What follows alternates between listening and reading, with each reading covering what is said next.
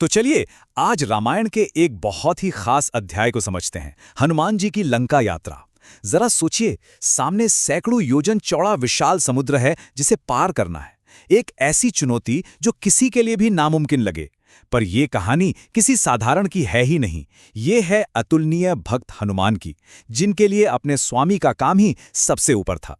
बस यही एक वाक्य हनुमान जी के पूरे सफर का निचोड़ है। उनका हर फैसला, उनका हर कदम इसी एक बात से जुड़ा था। उनका पूरा ध्यान सिर्फ और सिर्फ अपने स्वामी श्री राम के काम को पूरा करने पर था, और यही अटूट भक्ति उनकी सबसे बड़ी ताकत थी। और बस फिर वो पल आ ही गया। अपने शरीर को एक पहाड़ जितना बड़ा करके और मन में सिर्फ श्री राम का नाम लेकर हनुमान जी ने आसमान में एक जोरदार गर्जना के साथ छलांग लगा दी। उनकी रफ्तार इतनी तेज थी कि समुद्र में लहरें उठने लगीं और आसमान के बादल भी हट गए। ये सिर्फ एक छलांग नहीं थी, ये तो एक युग को बदलने वाली उड़ान की शुरुआत थी। लेकिन क्या ये सफर इतना आसान होने वाला था? बिल्कुल नहीं। समुद्र के ऊपर, जहां मदद के लिए कोई नहीं था, हनुमान जी का सामना कई चुनौतियों से होना था। और पहली बाधा बहुत जल्द ही उनके सामने आ गई। समुद्र के बीचों बीच अचानक सोने की चोटी वाला एक विशाल पहाड़ ऊपर उठाता है। ये था मैनाक पर्वत। हनुमान जी तो किसी भी हमले के लिए तैयार थे, पर यह कोई दुश्मन नहीं बल्कि एक दोस्त था जो उनका स्वागत करने आया था। तो ये परीक्षा बल की नहीं बल्कि कर्तव्य और सुख के बीच चुनाव की थी। मैनाक पर्वत दरअसल हनुमान जी के पिता पवन देव के एहसानमंद थे, और तो और समुद्र देवता ने भी उन्हें हनुमान की मदद करने को कहा था। तो ये एक बहुत ही सम्मानजनक प्रस्ताव था, एक ऐसा न्योता जिसे ठुकराना आसान नहीं था। अब यहां हनुमान जी के सामने एक बड़ी दुविधा आ खड़ी हुई। एक तरफ था श्रीराम का जरूरी काम, जिसमें एक पल की भी देरी पाप के बराबर थी, और दूसरी तरफ था मैनाक पर्वत का प्यार भरा आग्रह और अपने पिता का मान। ये कर्तव्य और धर्म के बीच एक बहुत मुश्किल चुनाव था। लेकिन हनुमान जी का लक्ष्य तो एकदम साफ था, अडिग था। उन्होंने मैनाक पर्वत को हाथ से छूकर उसका सम्मान तो किया, लेकिन आराम करने के लिए रुके नहीं। उन्होंने बड़े प्यार से समझाया कि जब तक प्रभु श्री राम का काम पूरा नहीं हो जाता, उनके लिए आराम की कोई जगह नहीं है। ये उनकी लगन का सबसे बड़ा सबूत था।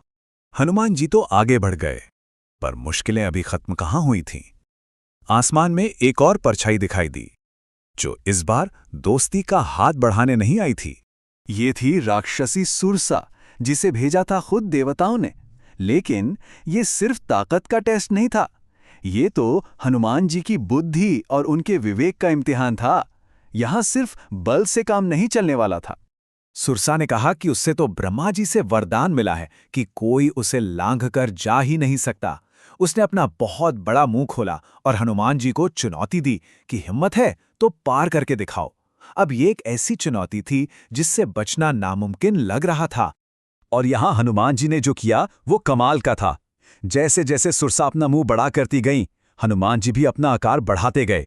लेकिन जैसे ही सुरसा ने अपना मुंह बहुत बड़ा किया, हनुमान जी ने अचानक अपना रूप एकदम छोटा कर लिया और बस पलक झपकते ही उसके मुंह के अंदर जाकर बाहर भी आ गए। इस तरह ब्रह्मा जी के वरदान का मान भी रह गया और हनुमान जी का रास्ता भी साफ हो गया।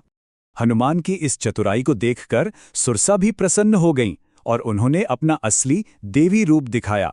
उन्होंने हनुमान को आशीर्वाद दिया और कहा कि तुम्हारी जीत पक्की है, क्योंकि तुम में धीरज, सूझ, बुद्धि और पराक्रम ये चारों गुण है। ये असल में देवताओं की एक परीक्षा थी, जिसमें हनुमान पूरी तरह से पास हुए। सब कुछ ठीक लग रहा था, पर तभी अचानक हनुमान जी को महसूस हुआ कि कुछ गड़बड़ है। उनकी रफ्तार कम हो रही है, उनकी ताकत घट रही है। उन्हें समझ नहीं आया कि आखिर कौन सी अनदेखी शक्ति उनकी ताकत को रोक रही है। ये सफर की आखिरी और सबसे अजीब बाधा थी। नीचे गहरे समुद्र में कोई दुश्मन छिपा था, जो दिख नहीं रहा था, पर हनुमान जी की ताकत को खींचे जा रहा था। ये उन छुपे हुए खतरों जैसा था जो हमारी तरक्की को रोक देते हैं।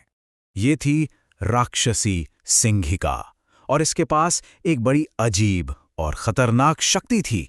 वो आसमान में उड़ते हुए किसी की भी परछाई को पकड़कर उसे अपनी ओर खींच लेती थी और फिर उसे खा जाती थी। ये एक ऐसा अदृश्य हमला था जिसका सामना करना बहुत ही मुश्किल था। हनुमान जी ने अपनी दिव्य दृष्टि से तुरंत समझ लिया कि खेल क्या है। उन्होंने देखा कि उनकी परछाई को समुद्र में कोई पकड़ रहा है।